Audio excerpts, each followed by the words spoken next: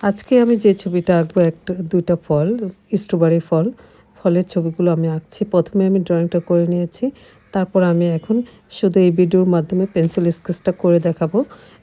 দেখেন pencil sketch করছি। ফলগুলো ঝুলে আছে এরকম একটা ছবি আমি আঁকছি, ড্রয়িং করে নিয়েছি। এখন আমি ফলের বটুর অংশটুকু আমি করছি। এভাবে টেনে টেনে করছি। আমি সচরাচর 6B পেন্সিল দিয়ে আমি করি এই পেন্সিল স্কেচ। কেননা 6B পেন্সিল দিয়ে তাড়াতাড়ি করা যায় ড্রয়িংটা। যেহেতু সময় অল্প থাকে, ড্রয়িং করার জন্য আমাদের স্কেচ করার জন্য অনেক সময় লাগে। এজন্য আমি 6B পেন্সিলটা নিয়েছি তাড়াতাড়ি করার জন্য। এখন আমি ফলের গায়ের অংশটুকু আমি করছি। ফলের যে অংশটুকু বের হয়েছে ওই অংশটুকুর মধ্যে আমি পেন্সিল স্কেচ করছি। দেখেন এইভাবে টেনে টেনে দিতে হবে। স্ট্রবেরি ফলটা দেখতে কিন্তু খুব সুন্দর এবং খেতেও অনেক মজা। দেখেন অনেকেই, আমার তো খুব প্রিয় পছন্দের ফল একটা স্ট্রবেরি। দেখতেও অনেক ভালো লাগে এবং খেতে তো আরোই মজা। অনেক মিষ্টি এবং টক মিষ্টি থাকে।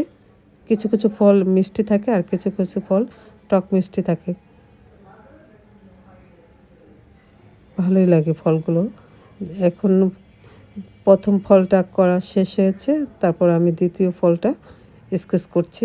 এখানে 3টা ফল, স্ট্রবেরি ফলটা 3টা, একটা ছোট মাত্র হচ্ছে আর 2টা একদম পরিপূর্ণ হয়েছে। এরকম একটা ছবি হয়েছে, আঁকছি, ড্রয়িং করে নিয়েছি। এখন আমি দ্বিতীয় ফলটা স্কেচ করছি। দেখেন এইভাবে টেনে টেনে স্কেচ করতে হবে। স্কেচটা একটু আস্তে আস্তেই করতে হবে, না বেশি তাড়াহুড়ো করলে ড্রয়িংটা নষ্ট হয়ে যেতে পারে। এভাবে টেনে টেনে করবেন। আস্তে আস্তে করে দিতে হচ্ছে, করতে হচ্ছে, কেননা একটার সাথে আরেকটা জয়েন করা আছে। দেখেন এই যে একটা ফলের উপর দিয়ে ঝুলে আছে এরকম একটা ছবি আমি এঁকে নিয়েছি। এখন হয়ে গেল 2টা ফল আঁকা শেষ। এখন আমি তৃতীয় ফলটা আঁকছি, স্কেচ করছি। এভাবে টেনে টেনে স্কেচ করে দিচ্ছি। এ তো হয়ে গেল আমার তৃতীয় ফলটা হয়ে গেল। এখন আমি একটা পাতা দিয়ে দেবো এই ফলের সাথে। একটা পাতা দিয়ে দিচ্ছি, স্ট্রবেরির পাতাটা দিয়ে দিচ্ছি। ওই টেনে টেনে দেওয়া হয়ে গেল আমার মোটামুটি ছবি আঁকাটা শেষ।